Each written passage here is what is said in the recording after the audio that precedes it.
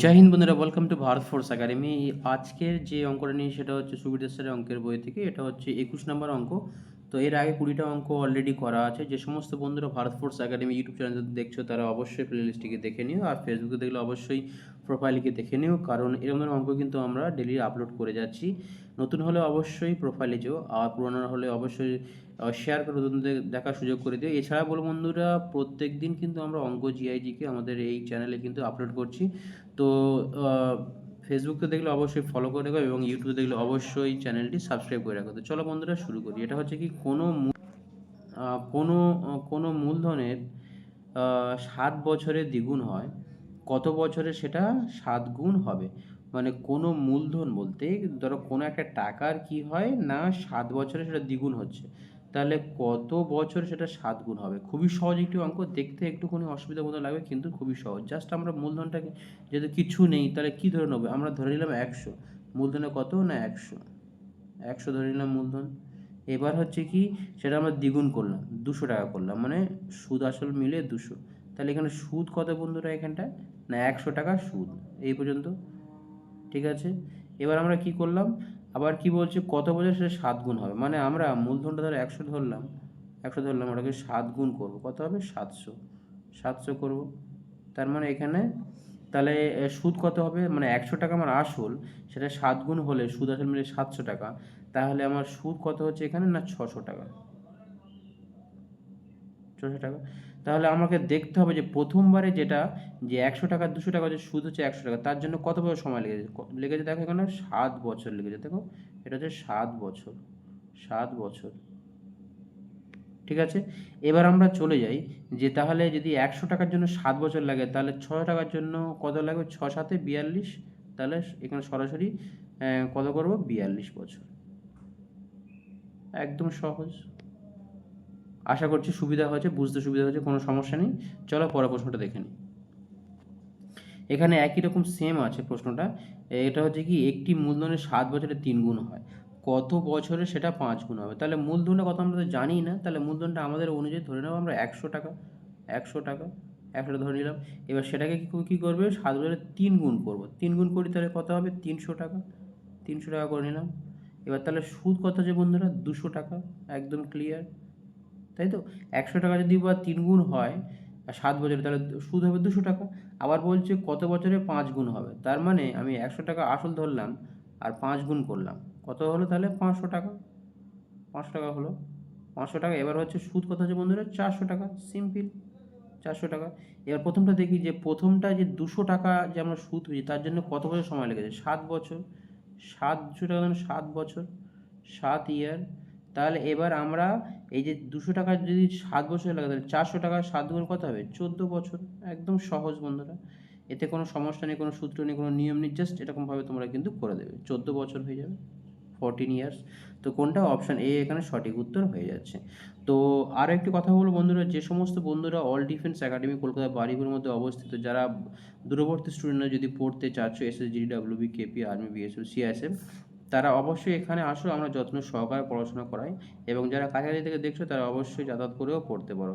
এখানে আবাসিক প্লাস মাঠেরও ব্যবস্থা আছে। চলো পরের প্রশ্নটা দেখে নিই।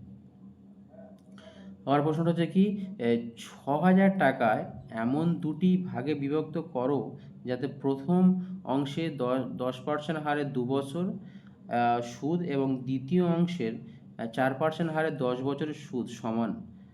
অংশ দুটি কী কী? তো দেখতে এটা অনেকটা কঠিন, কিন্তু আমরা খুব সহজভাবে করব। তো কীরকমভাবে করব, প্রথম কি হচ্ছে 10% অনুযায়ী 2 বছর, তার মানে 10 দুগুণে 20, আমরা এদের এদের যে রেট অফ ইন্টারেস্ট সেটা লিখে নিই, 10 দুগুণে 20 লিখে নিলাম। প্রথমটা হচ্ছে 20।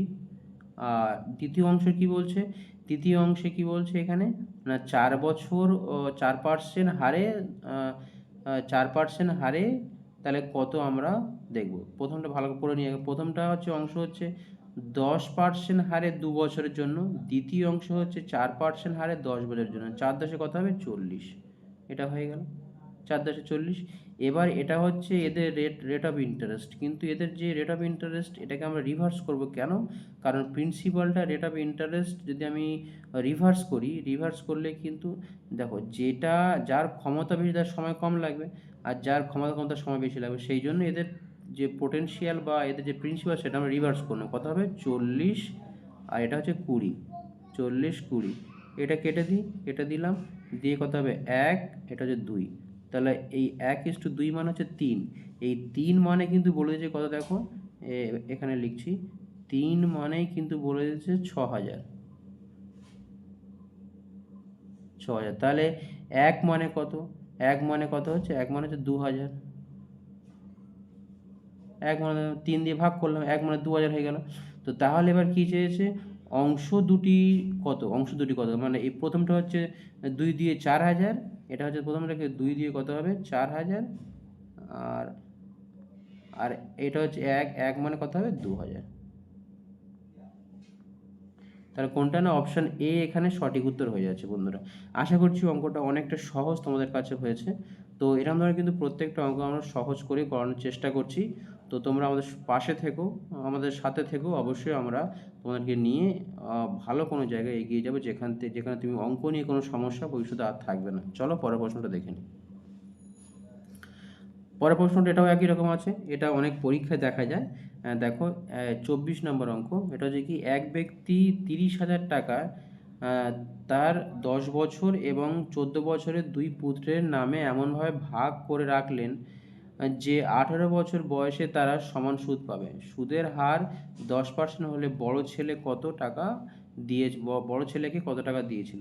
তো এই অঙ্কটা ভীষণ ভীষণ ইম্পর্টেন্ট বন্ধুরা, ভেরি ভেরি ইম্পর্টেন্ট, তুমি ধরে রাখতে পারো, পরীক্ষা এর আগে দেখা গিয়েছে।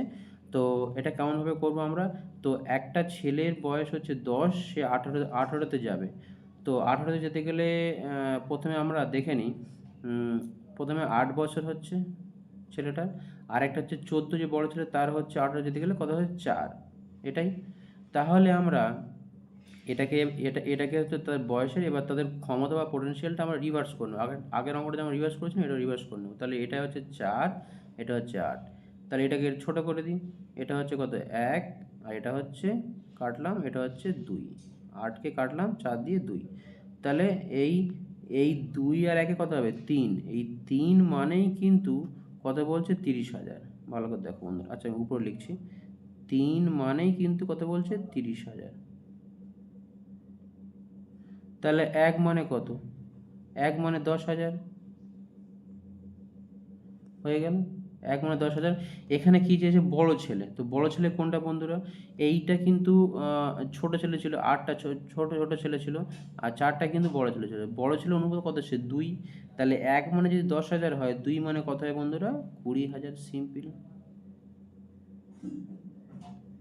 ঠিক আছে, এখানে ছোট ছেলে বলে কত হতো 1,000 হয়ে যেত, তাই তো। তাহলে কোনটা, অপশান বি এখানে সঠিক উত্তর হয়ে যাচ্ছে। তো এরকম ধরনের বড় বড় অঙ্ক কিন্তু আমরা খুব সহজভাবে করানোর চেষ্টা করছি বন্ধুরা, তোমরা অবশ্যই আমাদের সঙ্গে থেকো।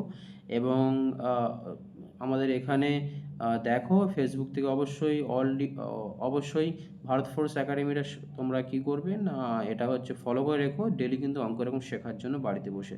চলো পরের প্রশ্নটা দেখে নিই। পরের প্রশ্নটা হচ্ছে আবার একই রকম আছে, এক ব্যক্তি কত আছে 13,000 টাকা 3টি ব্যাংকে এমনভাবে ভাগে ভাগ করে রাখলেন যে প্রথম অংশে 5% হারে 4 বছর সুদ, দ্বিতীয় অংশে 6% হারে 5 বছরের সুদ, এবং তৃতীয় অংশে 8% হারে 5 বছরের সুদ সমান হলে প্রথম অংশ কত। তো এখানে 3টে ডেটা দিয়েছে, তো আমরা প্রথম থেকে করি।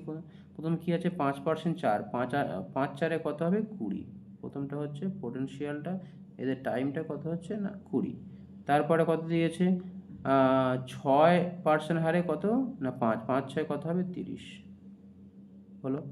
তারপরে কি আছে এখানে তৃতীয় অংশ কথা বললো 8% হারে 5, 5 8 40।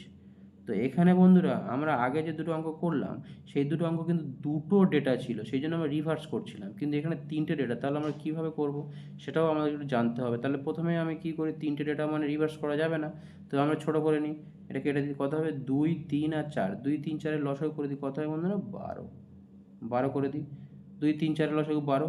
এবার কি করি, আমি এখান থেকে ওদের যে যে যে পোটেনশিয়াল বা ওদের ওদের যে মূলধন আছে, মূলধনটাকে আমরা বের করে নিই, কত হয় বন্ধুরা এখানে, তাহলে 12কে 2 দিয়ে ভাগ করলে কত হবে 6, প্রথমটা হচ্ছে 6, এটা হচ্ছে 4, আর এটা হচ্ছে 3। এইটাই হচ্ছে ওদের যে প্রিন্সিপাল বা মূলধন সেটা বের করলাম। তাহলে 6 4 3, 6 4 3 মানে 13। এই 13 মানে কিন্তু আমাদের প্রশ্নে বলে দিয়েছে যে 13,000, 13,000, 1 2 3, 13 মানে 13,000 বলে দিয়েছে। তাহলে 1 মানে কত? তো 1 মানে এখানে কত আছে? এখানে হয়ে গেল, 1,000 হয়ে গেল। এবার আমাদের চেয়েছে কি প্রথম অংশ, প্রথম অংশটা কোনটা? এইটা। প্রথম অংশটা হচ্ছে 2, 2 এর নিচে যেটা 6 আছে। তাহলে 1 মানে যদি 1,000 হয়, তাহলে 6 মানে কত হয় বন্ধুরা? 6,000 হয়ে যাবে, 6,000 হয়ে যাবে। এবং যদি দ্বিতীয় অংশ বলতো 4,000, তৃতীয় অংশ বলতো কত? 3,000। তো এরকমভাবে কিন্তু আমরা সহজভাবে এই সমস্ত বড় বড় অঙ্কগুলো কিন্তু করে দিই। তো তোমরা যারা দেখছো অবশ্যই আমাদের চ্যানেলটি ফলো করে রেখো। আর যারা পড়তে চাচ্ছ অফলাইনে, এখানে আমাদের ভারত ফোর্স একাডেমি কলকাতা বারুইপুরে অবশ্যই আসতে পারো। আর যদি অনলাইনে ক্লাস করতে চাও অবশ্যই স্ক্রিনে দেওয়া নাম্বার আছে, নাম্বারে কল করে সমস্ত ডিটেলস জেনে অবশ্যই ক্লাস শুরু করো। Thank you so much. জয় হিন্দ, বন্দে মাতরম। নেক্সট ভিডিও দেখা হচ্ছে।